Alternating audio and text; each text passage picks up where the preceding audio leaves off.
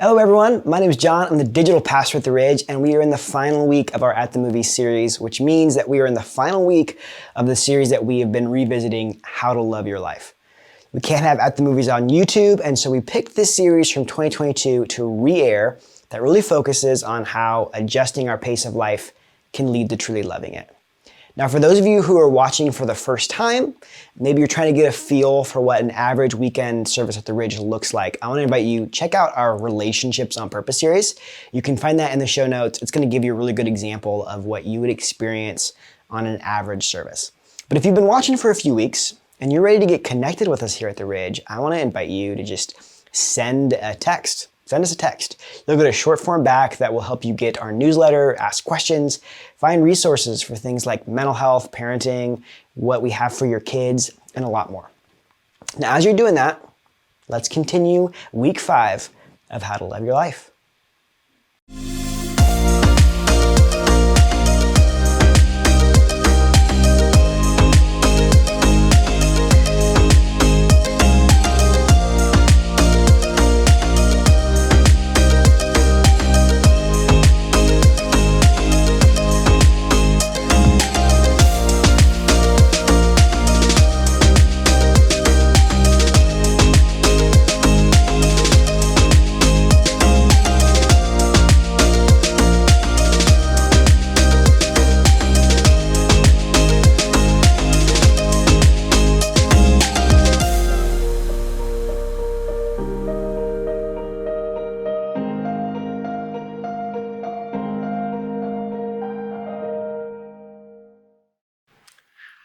Well, it was a little over a century ago where some missionaries left our country and actually landed on the continent of Africa to go deep into the jungles of the Congo, hoping to tell people about Jesus who had never heard about Jesus. And so this group of missionaries are excited about their mission, but they can need help from some of the locals because, this was new for them as well.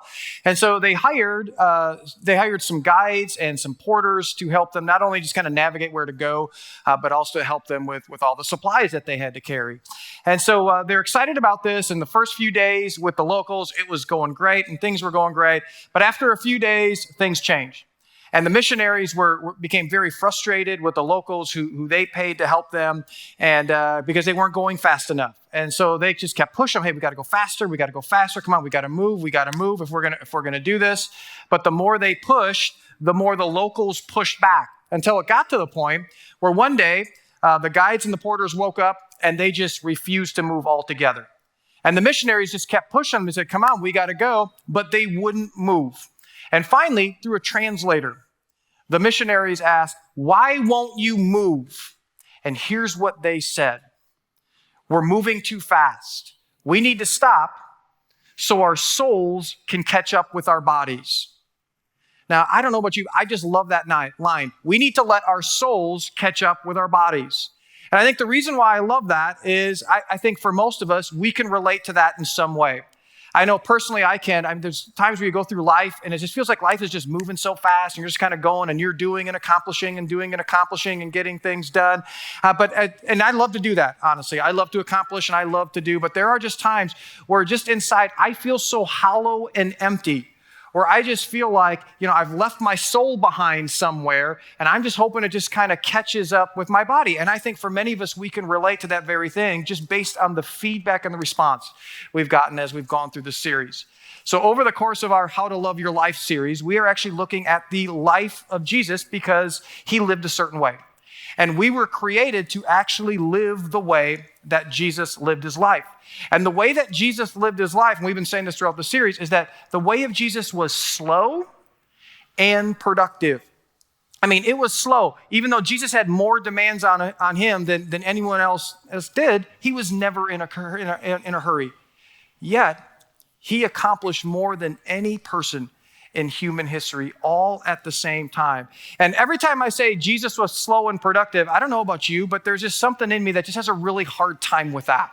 And I would bet that some of you have a hard time with that as well. And I think where that comes from is because culture has constantly pounded into us that fast is good and slow is bad. It's like, life is the faster you go, the more you get accomplished. The faster you go, the more that you can achieve, the more you can experience. And we think about slow is missing out. Slow is falling behind. But as we've been saying throughout this series, is that love and hurry are incompatible with each other.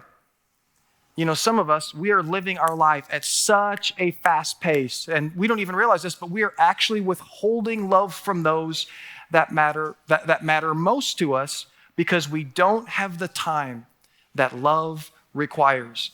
And so as we go throughout this series, we are looking at the practices that we see in Jesus' life that allowed him to live slow and yet be productive all at the same time. And these are not only practices that we can do, these are actually practices we were created to do because Jesus modeled them for us. And so as we kind of wrap things up, I'm just going to quickly review the 3 practices that we've gone through so far. And if you've missed any of those, go back on our YouTube channel and you can catch up on any of those. But the first practice we learned about the practice of the Sabbath. And the practice of the Sabbath is every 7th day, we are to take a Sabbath day, literally a stopping day, and rest from all work. And then the second practice we learned about the practice of simplification or simplify. This is willingly choose to have less so that we can spend more time on the things and the people that matter most. And then last week, we looked at just this principle of slowing down, and we actually looked at the spiritual discipline of slowing down. And it's this idea of we intentionally put ourselves in environments where we have to wait and be patient. And I really appreciate all the pictures I've got of, I've got pictures of people's speedometers and how fast they were going. They're supposed to be going slow. But hey, look at this, I'm speeding. I had people taking pictures of them standing in line going, I'm never gonna do this again and all that stuff. So I really appreciate you just jumping on board with this principle. But today what we're gonna do is we wrap things up. We're gonna look at the 4th principle and the most important of all of them. And that's just not my opinion. Research shows that this practice right here is the number 1 catalyst for spiritual growth. Now, the way that we're going to dig into this one is that we are going to look at arguably the busiest day in Jesus' life. And what's interesting about it is it's actually the first day of his public ministry. And so here is Mark, who was probably an assistant to Peter. He records how this day went. So here's the busiest day of Jesus' life. Mark records it this way. They went to Capernaum, and when the Sabbath came, there's the Sabbath idea, Jesus went into the synagogue and began to teach. The people were amazed at his teaching because he taught them as one who had authority, not as the teachers of the law. And so Jesus begins his day in the morning teaching. Now, I don't know how many of you teach on a regular basis, but I know about me is when I get done teaching, the clock is ticking. And it's usually about 3 hours after I get done teaching, it's like the adrenaline wears off and I just crash. And I know for some of you who are teachers, you do it all day. I don't know how you do it, but I'm really glad you do it. And Jesus is teaching, but he's teaching in a very tough environment because there are people there who are against him. And then this happens. Just then, a man in their synagogue who was possessed by an impure spirit cried out, "What do you want with us, Jesus of Nazareth? Have you come to destroy us? I know who you are, the Holy One of God." And so Jesus is teaching. And right in the middle of his message, a demon-possessed man stands up and he's just jumping around and he begins to cause all this commotion. Honestly and thankfully, of all my years teaching in a church, I have never had a demon-possessed person stand up and start jumping around. Now, the thing, I think the experience that I've had closest to this type of interruption in one of my messages, it actually happened when I was at the first church I served at. I was considered the assistant pastor. And I was giving the message, and it was probably the 3rd or 4th message I ever gave. And so, I'm a rookie. I'm green as can be. And the stage that I was standing on was much higher than this stage. It was just really elevated. And so when you looked over the auditorium, you were kind of looking down, so you could see everything and everyone. And there was this crowd of probably about 800 people there. And I'm giving this message. And as I'm giving this message, this guy ends up falling out of his seat and he falls into the aisle and he just rolls. And then all of a sudden he just stops and he is just motionless. And the crowd, they see this. And so everyone just goes, shh. And so everybody's just looking at this guy, and people from the medical team came and they start to, work on this guy. Well, as I said, I'm a rookie. And so I'm like, well, what do I do? So I'm looking for the lead pastor and I see the lead pastor and he just goes, I'm like, I don't know what that means. He just, and so I'm just, okay, I'm just going to keep going, And so I keep going. Well, no one is looking and listening to me. I'm not even listening to me, because everybody's focused on that. Now, thankfully, everything turned out to be okay with the guy, but that was the closest I've ever gotten to any sort of commotion or interruption during one of my messages. Well, Jesus, he gets a demon-possessed man, and he ends up casting out the demon, and then he just continues teaching, and people, they just loved it when he taught, because when he taught about God, he just brought such life to them.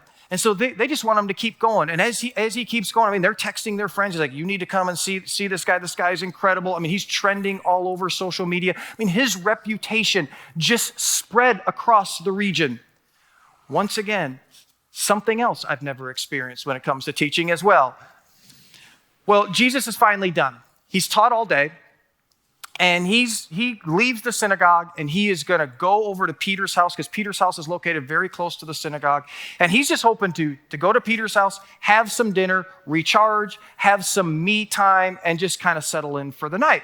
Well, he gets to Peter's house, and Peter's mother-in-law is sick. And so they're like, well, Jesus, listen, you can't have dinner now. You got to heal my mother-in-law. So obviously Peter loved his mother-in-law. Now, if you're a parent, I bet you hear that story and you go, oh man, I've been there. It's like you come home from this long day and you go in the house and you just want to kick the shoes off, have dinner, watch Netflix, but you just get home and then one of your kids comes running up to you and goes, I'm sick. And what do you have to do? You have to put your needs aside and you have to take care of your sick kid because that's what good parents do. Well, Jesus does the same thing. And so instead of taking care of his own needs, he heals Peter's mother-in-law. Well, now you think, okay, it's all done. Jesus finally gets a break. Not exactly. Here's what happened. It said, that evening after sunset, the people brought to Jesus all the sick and demon-possessed. The whole town gathered at the door, and Jesus healed many other who had various diseases. He also drove out many demons, but he would not let the demons speak because they knew who he was. Now, I want you to picture this for a minute. I want you to picture that you get home from one of the craziest, busiest days that you've ever had. And you just want to go in and you just want to have dinner. And like I said, just kind of check out for the night and just decompress. And so you're having dinner. And as you're nearing the end of dinner and you're just starting to settle in, a knock at the door happens. And so you open up the door, and it's not just one of the neighbors. It's not just the entire neighborhood. It is the entire town that's at your door. And so there's thousands of people at your door, and they say to you, hey, listen, you're the only one that can help us. Well, this is what happens to Jesus. And as a result, for the rest of the night, he is helping and healing people.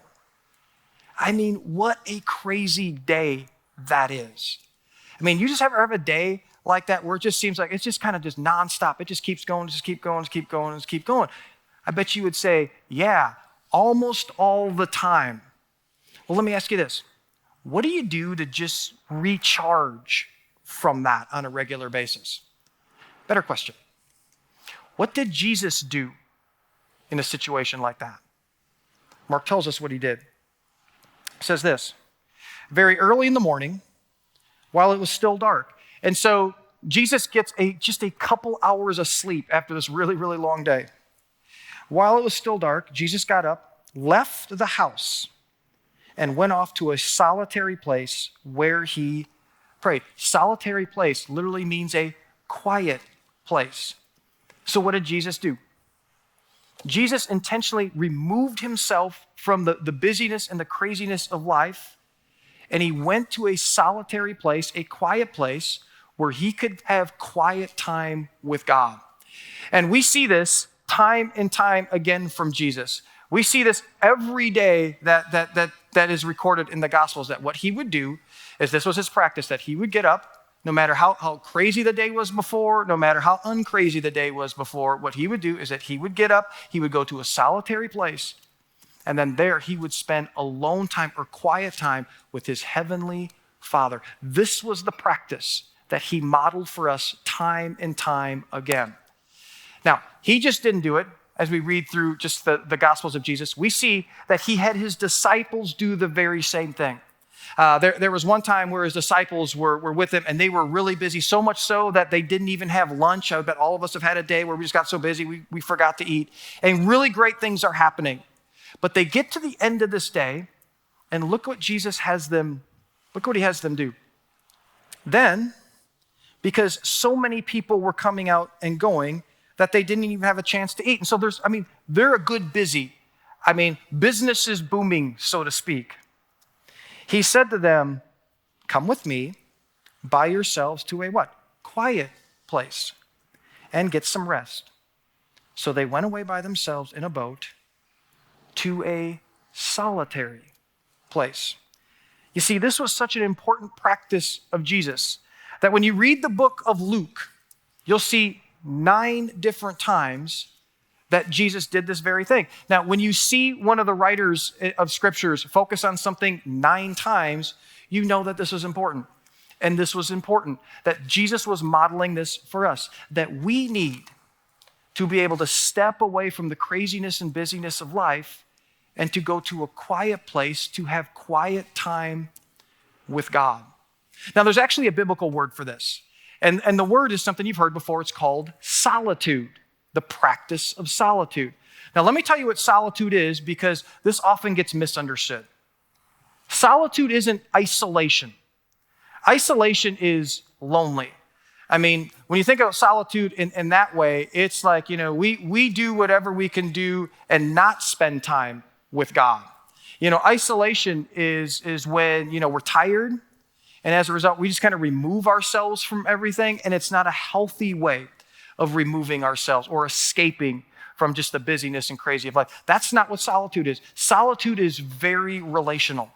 Solitude is when we're very intentional about spending time with God, and it's during those times where we actually begin to open our lives to Him. Why do we need solitude? Well, the reason we need solitude is really simple and important all at the same time, and it's this.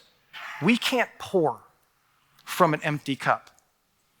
There's so much advice out there about how to take care of our bodies. You hear about cleanses, and you have this diet and that diet, and you got all these exercise routines. There's all sorts of stuff that's out there when it comes to taking care of our bodies, but there is very little out there when it comes to taking care of our soul.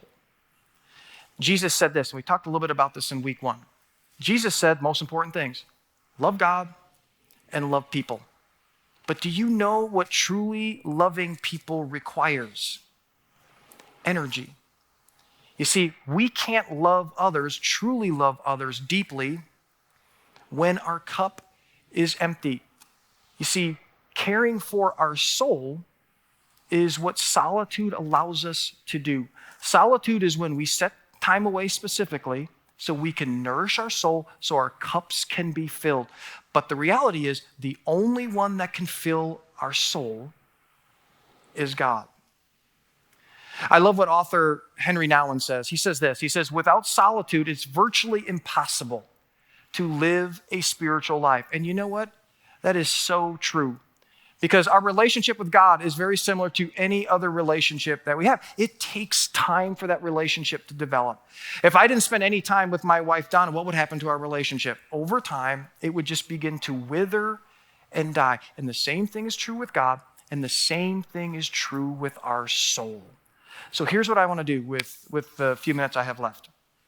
I want to get very practical with you about ways you can daily practice solitude in your life, or as some people will call it, daily quiet time. You might be new to faith or just thinking about faith, and you're like, "Oh, I don't know about that. It seems a little too much. It might seem a little intimidating to you." Others of you, maybe you've tried this before, and it's like it worked for a while, but then I was like, "Yeah, it just didn't work for me," and so you walked away. The main reason why people struggle with this, at least that I've seen from my experience, is they don't have a system in place that works for them. Author James Clear, who wrote the book Atomic Habits, if you've never read that book, you should read that book. It's so good. Clear says this: we don't rise to the level of our goals. We fall to the level of our systems. And so it's not enough to just have a goal. It's not enough to say, okay, I'm going to try to practice daily solitude. As much as you want to do it, it's not enough. We have to have a system. And so what I'm going to do is I'm going to share with you my system for practicing solitude. And it's a simple system. It's a system that no matter where you are in your faith journey, I'm telling you, you can do it. If you're farther along, you can do it. If you're just beginning, you can do this. Now, if you already have a system of practicing solitude, I hope as I go through this, maybe you'll learn some things that you can add to your system. But I was thinking about this as I was preparing this message. It was just a little over 20 years ago that I actually learned about solitude, and I learned a system for solitude, and it was an environment very similar to this. And I was sitting in the audience, and I was like, okay, and I just started to take notes, and I went home and I started to put that into practice. I'll tell you this, and I'm not even exaggerating, okay? That was, and still is to this day, the most important habit in my entire life. Everything of significance, just in my life, in my faith journey, in steps that I've taken, and steps I haven't taken, they have all come out of, or at least were birthed in the daily practice of solitude. I'm a different person because of this habit. And so my hope is, and prayer is that as you either watch this or as you sit and listen to this, that God would move your hearts and the same thing would happen to you that it did to me. So here's my simple system for it. It's 4 things. Here what it is: time, place, plan, and pray. Time, place, plan, and pray. Okay, let me go through these with you. Here's the first thing in the system: time. That we all need to have a set time that is just time that we've carved out, and we said, okay, this is the time where I'm gonna practice solitude. This is God and me time. You see, if we just get up every day and we just are kind of left wondering, or we left it open, most likely we're not gonna do it. We see from just what I read about Jesus that his time was very early in the morning. Mine usually falls between 4:30 and 5, because for me, I just want to do it before all the distractions of the day happen. But you don't have to set the time early in the morning. Maybe for you, it's a different time. The important thing is that your time it's a time that you pick, and it's a consistent time. If you're new to this, listen, you don't need to carve out a lot of time. You just need to carve out about 10 or 15 minutes, and anybody can do that. So you have your time. Now you have and need a place.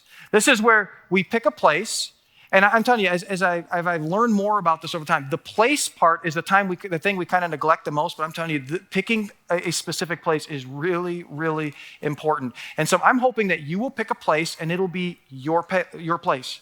Now let me tell you why the place is so important. When it comes to developing a habit in our life, visual cues play more of a part in this than we might realize. You see, God designed our bodies with over 11 million sensory receptors between sound, sight, and touch. Now, do you know how many of those sensory receptors are dedicated to sight? About 10 million of them. So that means 90% of our sensory receptors are related to sight, which means what we see matters more than we like to realize when it comes to developing a habit. So I have my own place. And my place is actually a couch in our family room. Here's a picture of it right here. Here's the couch. And what I do is I pick some pillows up. I lay down there every morning. And as you can see there, for some reason, now Buddy is involved, and now that's his place as well. And this has happened actually over the last year. I don't know why he's kind of moved into my place, but he does. He does quiet time. I bet you didn't know that. But that couch is my place. It's this old couch. You know, what's interesting is I'm actually going to get it replaced. My parents are giving us a hand-me-down, and so I'm going to replace that. And then here's kind of another picture for me that I have it set up always the night before. And then what I do is I make coffee before I start. And now, as of this year, it's decaf coffee, surprisingly enough. And then you'll see a Bible and then a notepad under there. I'm going to refer to that notepad in just a minute. But this is my place. And I'll tell you, you find your place, and it just becomes such a comforting place after a while. So you got time, place, and now you need a plan.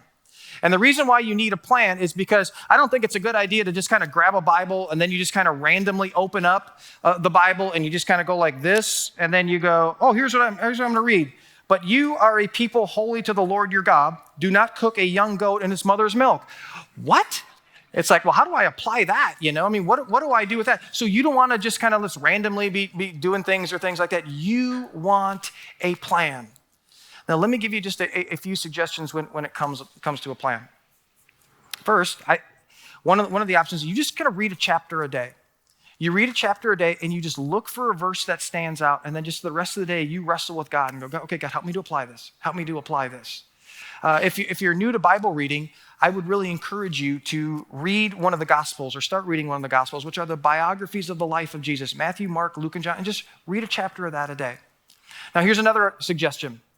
Do a Bible plan.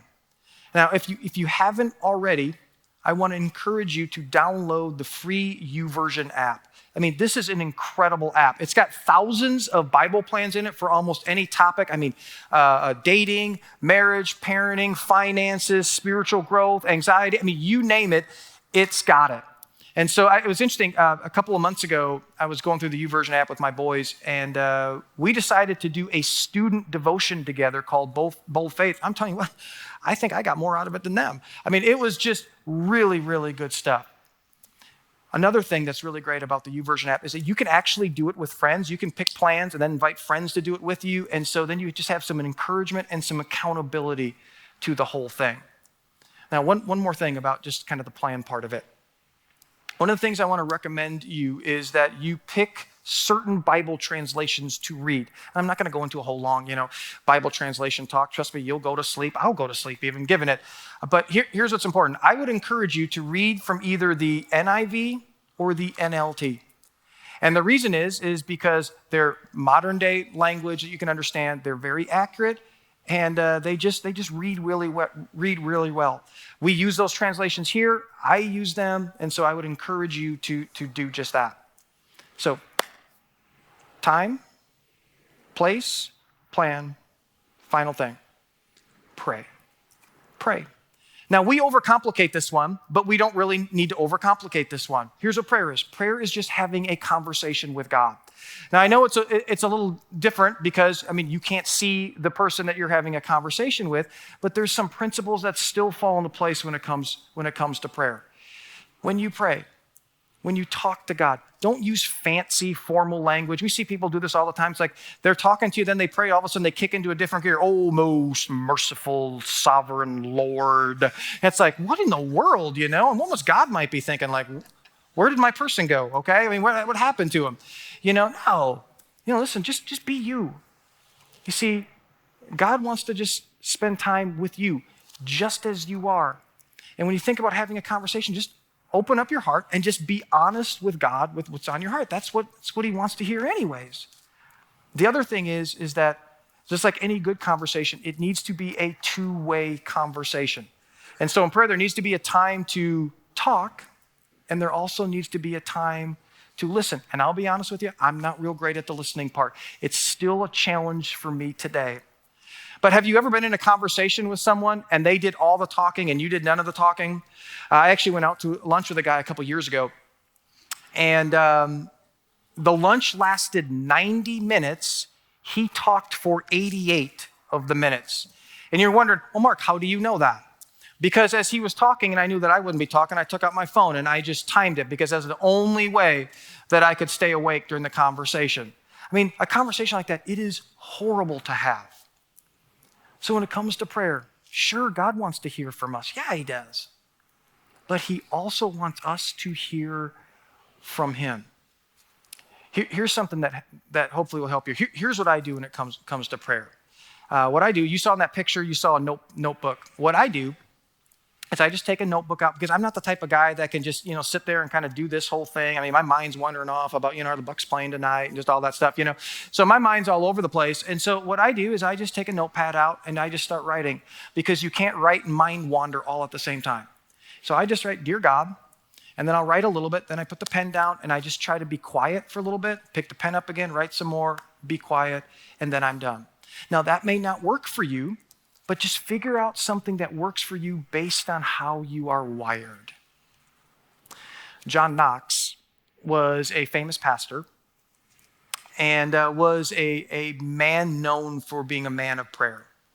Well, one day he was summoned by Mary, the Queen of the Scots, who Mary actually had a reputation of having a murderous temper.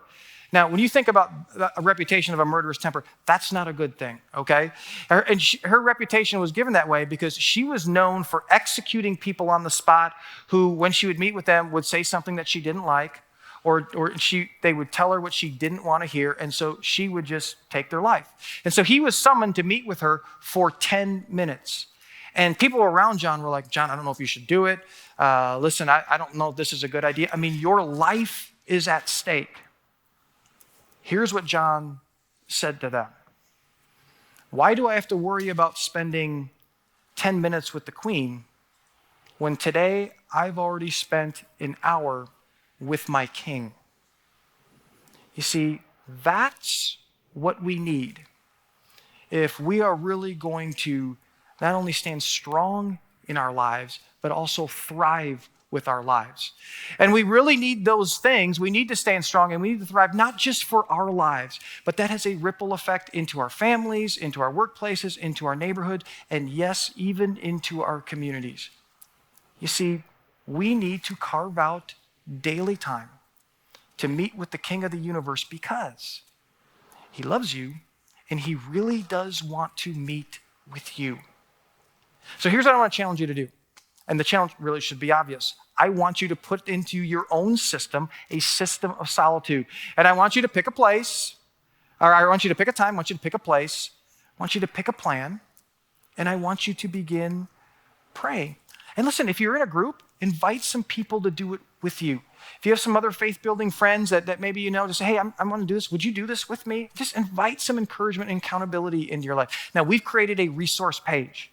And it's called, it's theridgecc.com/how to love your life. And what's really cool is we've actually created some videos. If you're new to the Bible, never read the Bible, we've got these videos kind of give you overviews of the Bible, and ways you can read the Bible and how to read the Bible, some different reading plans that are there that will really help you out. And so I just hope that you get on that resource page and you'll just take some things from there. But I'm telling you, if there is one practice I want you to take from this series, this is the practice right here.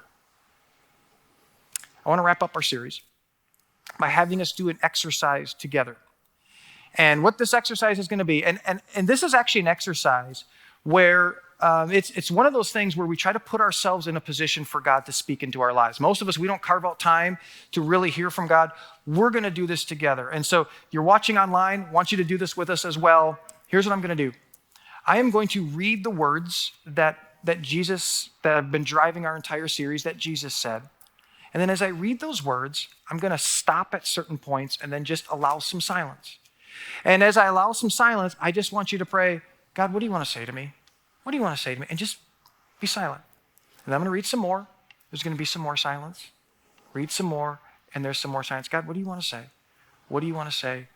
What do you want to say? So everybody bow their head and close their eyes.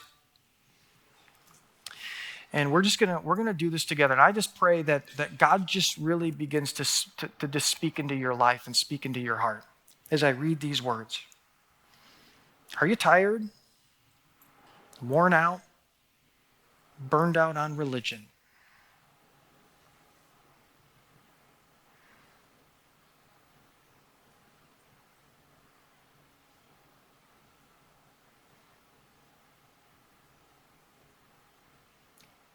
Come to me.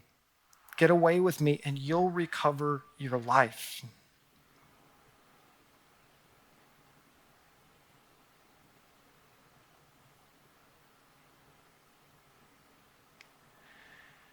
I'll show you how to take a real rest. Walk with me and work with me. Watch how I do it. Learn the unforced rhythms of grace.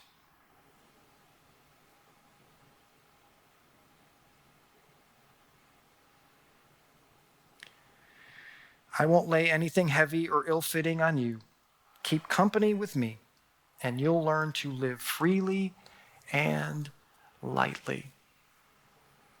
Don't we just need more times like that where we just shut off all the noise and we shut off all the distractions and we just take the time to be quiet and open our lives to allowing God to speak into our lives?